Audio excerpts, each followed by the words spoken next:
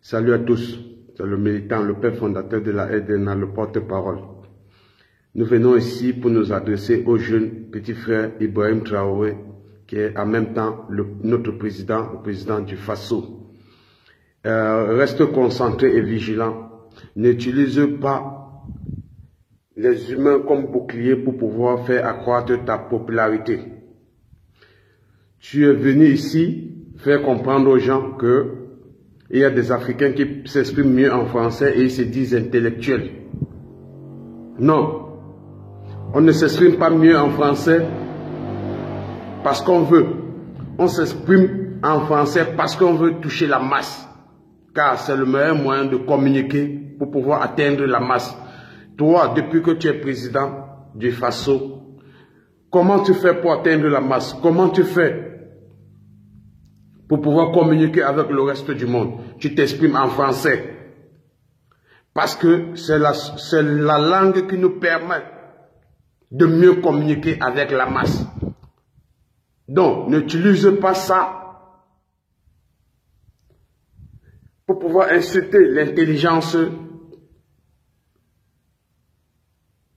des Africains en les appelant des complexés. Non, les Africains qui sont allés à l'école, et même ceux qui ne sont pas allés à l'école, ne sont pas décomplexés.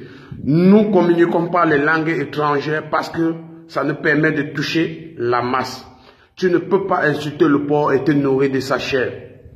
C'est quand tu prends le discours, tu t'adressais à ton peuple africain en Bambara ou en Wolof ou en Djoula, tu pouvais être crédible. Mais comme toi aussi tu utilises le même français que ces intellectuels dont tu craches sur eux, ça veut dire que tu es en train de faire fausse route.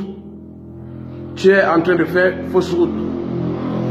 On n'est pas en train, tu n'es pas venu au pouvoir pour être populaire dans les discours. Tu es venu au pouvoir pour faire ce que les autres n'ont pas fait. Ça veut dire que faire sortir la masse de la pauvreté, de la précarité.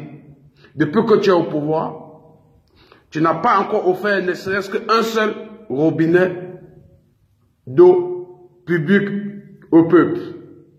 Le peuple a faim, le peuple a soif, le peuple n'est pas éduqué. On t'attend à relever ce défi. On ne t'attend pas sur des discours qui méprisent les autres pour pouvoir t'élever. Non. L'anglais, le français, l'espagnol, c'est des langues qui nous permettent de toucher la masse. Et toi-même, tu ne fais pas l'exception. C'est des langues que tu es obligé d'utiliser pour pouvoir communiquer avec le reste du monde. Je sais, nous savons que tu fais allusion au professeur Franklin Nyamsi, qui se dit intellectuel et il s'exprime mieux en français. Non, quand tu es allé à l'école, tu as intérêt de parler le bon français à ceux qui t'écoutent, c'est obligé. C'est ça qui fait la différence entre celui qui est allé à l'école et celui qui n'est pas allé à l'école. Et comme je te dis, je répète, on ne parle pas les langues étrangères parce qu'on veut. C'est parce qu'elles nous permettent de toucher la masse. Et ne viens pas insulter l'intelligence de tes frères africains parce que tu veux être applaudi par ceux qui sont admiratifs à tes discours. Non. Fais ce pourquoi tu es là. Donne la joie à ton peuple, donne-leur à manger, mets de l'eau gratuite à leur disposition, mets les hôpitaux et les écoles. Il faut des intellectuels, comme tu disais tantôt. L'Afrique en a besoin pour pouvoir être indépendant demain. Donc, dorénavant dans tes discours, arrête d'utiliser tes frères africains comme bouclier humain pour t'acheter une crédibilité. C'était le militant. Salut, salut, ciao, ciao, on est ensemble.